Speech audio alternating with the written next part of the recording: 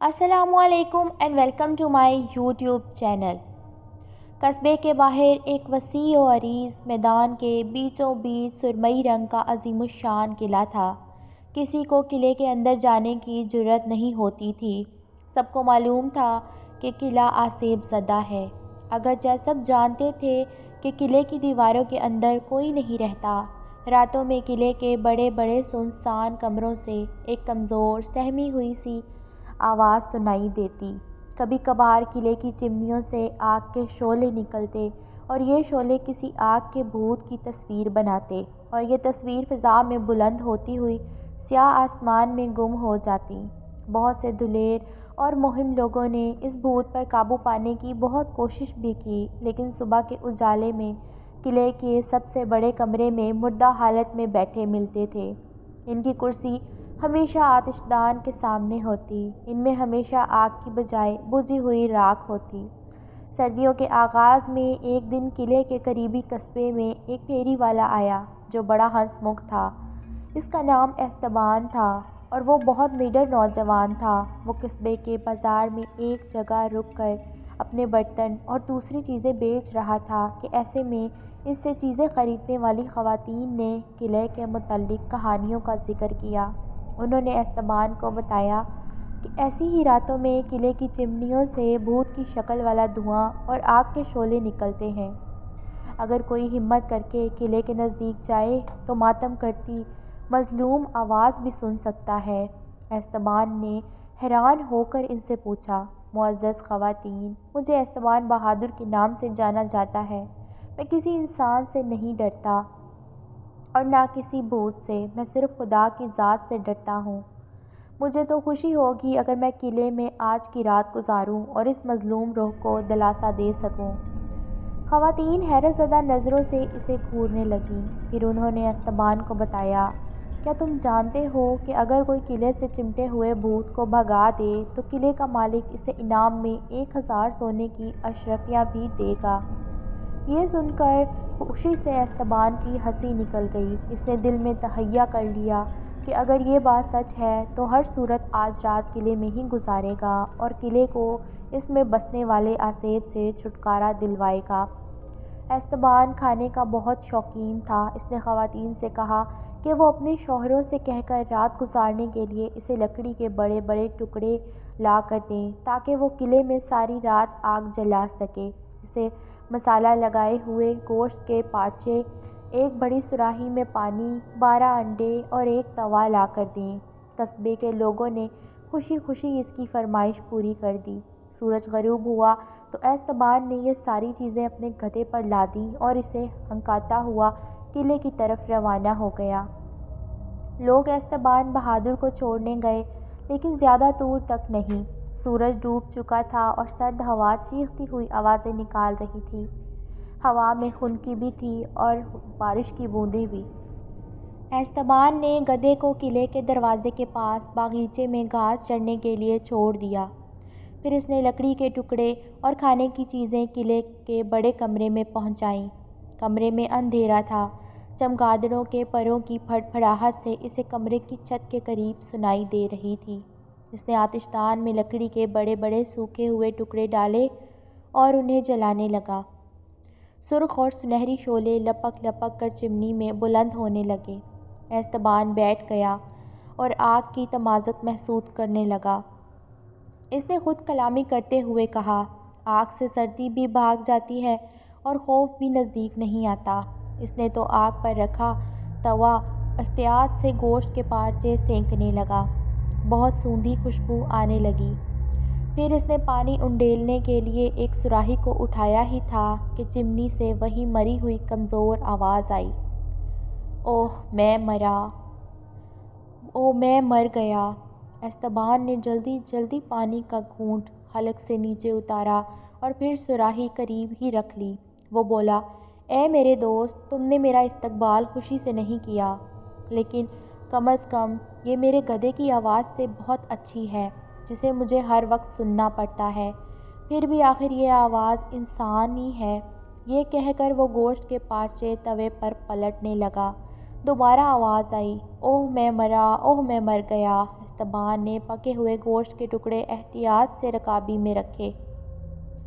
फिर इसने एक अंडा तोड़ कर तवे पर डाल दिया। वो अंडे को तल ही रहा था, आवाज़ दोबारा आई। अब आवाज़ में कपकपाहट और खौफ की झलक थी। कोई बोला, नीचे मुझे संभालना, मैं गिरने वाला हूँ। एस्तबान बोला, ठीक है, लेकिन मेरे तवे पर ना गिरना। तभी धप से कोई चीज़ गिरी। ये इंसानी टांग थी जो चिमनी के बाहर करीब ही पड़ी हुई थी। टांग पाजामे में मलफूफ थी। एस्तबान ने एक गोश्त का पार्चा अंडे के साथ खाया और पानी के 2-3 घूंट भरे। खनक हवा किले के इर्द गिर्द सीटियाँ बजाती गुजर रही थी और तेज़ बारिश पूरे ज़ोर से खिड़कियों से टकरा रही थी। तभी वही आवाज़ जिसमें बहुत जल्दी थी आई, नीचे ध्यान रखना, मैं गिरने वाला हूँ। फिर एक और धप की आवाज़ के साथ कोई चीज़ चिमनी से नीचे गिरी। एस्तबान ने करीब पड़ी चीज़ को देखा। वो दूसरी इंसानी टांग थी जैसी पहली थी। एस्तबान आतिशदान से थोड़ा हटकर लकड़ी के और टुकड़े लाया और इन्हें आग में झोंक दिया। फिर इसने कुछ और गोश्त के कतले और अंडे तवे पर डाले।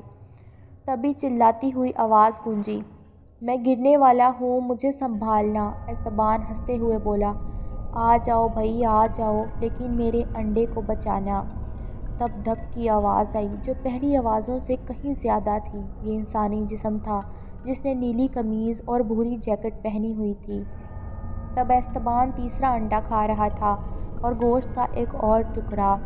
तब फिर 2 दफ़ा आवाज़ दोबारा आई और दोनों दफ़ा 2 इंसानी बाजू गिरे।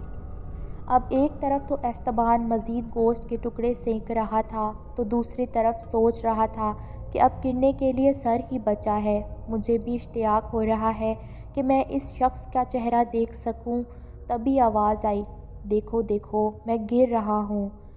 और फिर वही हुआ जिसके बारे में एस्तबान सोच रहा था, यानी सर भी चिमनी से फर्श पर आ गिरा। अच्छा भला सर था, स्याह लंबे बाल थे और स्याह आंखें भी थी जो थोड़ी खिंची और मुर्दा सी लग रही थी। गोश्त के टुकड़े अभी आधे बाकी थे। भूत के जिस्म के सारे हिस्से एक दूसरे से जुड़ गए। अब वो एक पूरा इंसान था या भूत। एस्तबान बोला, शब बखैर, क्या तुम गोश्त का पार्चा और अंडा खाना पसंद करोगे? भूत ने जवाब दिया, नहीं, मुझे अब खुराक की ज़रूरत नहीं होती, लेकिन मैं तुम्हें एक बात बताना चाहता हूँ। तुम किले में आने वाले पहले शख्स हो जिसने मेरे टुकड़े जुड़ते देखे फिर भी नहीं डरे, वरना दूसरे लोग तो टुकड़े देखकर ही दहशत से मर जाते थे। एस्तबान ने बड़ी संजीदगी से कहा, वो शायद अपने साथ खाना और आग जलाने के लिए लकड़ी लेकर नहीं आए होंगे।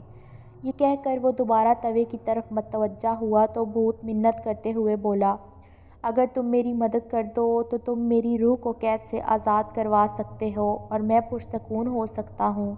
यहाँ सहन में एक बरगद का दरख्त है जिसकी जड़ों में 3 थैले दफन हैं। एक थैले में तांबे के सिक्के भरे हैं, दूसरे में चांदी के सिक्के और तीसरे में सोने के सिक्के हैं। मैंने ज़िंदगी में दूसरे साथियों के साथ मिलकर लूटे थे। मैं इन्हें छुपाने के लिए किले में लेकर आया था, लेकिन जब मैं इन्हें दबा चुका तो मेरे साथियों ने मुझे पकड़ लिया और कत्ल करके मेरे जिस्म के टुकड़े टुकड़े कर दिए, लेकिन वो सिक्के नहीं ढूंढ सके। अब मेरे साथ आओ और उन्हें खोद कर निकालो। तांबे के सिक्के कस्बे की इबादत गाह को दे दो, चांदी के सिक्के गरीबों में बांट दो और सोने के सिक्के तुम रख लो। मुमकिन है इस तरह मेरे गुनाहों की तलाफ़ी हो जाए। एस्तबान सहन में भूत के साथ गया। गधे की नज़र भूत पर पड़ी तो वो रेंक रेंक कर हलकान हो गया। बरगद के करीब भूत ने कहा, खोदो। एस्तबान ने बोला, तुम खोदो। लिहाजा भूत काम में जुट गया। कुछ ही देर में तीनों थैले बरामद हो गए। भूत बोला, वादा करो तुम मेरे कहे पर अमल करोगे। एस्तबान ने वादा कर लिया। भूत बोला, ये मेरे जिस्म के साथ लिपटे हुए कपड़े अलहदा कर दो। एस्तबान ने जैसे ही ऐसा किया, भूत नज़रों से ओझल हो गया।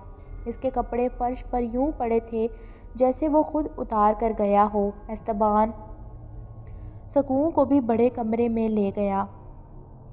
एस्तबान सिक्कों को भी बड़े कमरे में ले गया। एक और अंडा तलकर खाया और फिर घोड़े बेचकर सो गया।